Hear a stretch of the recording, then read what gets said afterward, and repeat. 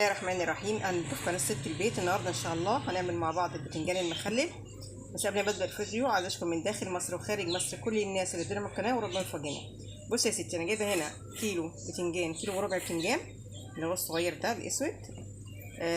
ده هسلقه ماشي وهنيجي مع بعض. انا حطيته اهو بسويه ماشي نص سوا كده وبعد كده نطلعه. لا انا حطيت فلفل احمر وحطيت توم، واحط بقى ايه الملح والكزبره والكمون والشطه وادق الحاجات دي. لا بصوا سلقت كده خلاص اهو ما شاء الله.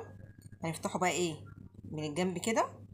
وطبعا التتبيله اللي قلت لكم عليها اهي ماشي، فلفل احمر وتوم وشطه وكمون وشويه خل، وهنعصر كمان ليمون. نعصر الليمون بقى ونيجي مع بعض. طبعا حاجه بلاستيك وحطيت فيه البتنجان وشقته كده بالمعلقه. بصوا بقى ونجيب بقى الايه الخلطه ماشي. طبعا كلنا شاطرين ما شاء الله ماشي. ونحط بقى ايه كده. طبعا حاطه خل وليمون. ده تحطيه في التلاجة وتنسيه بقى.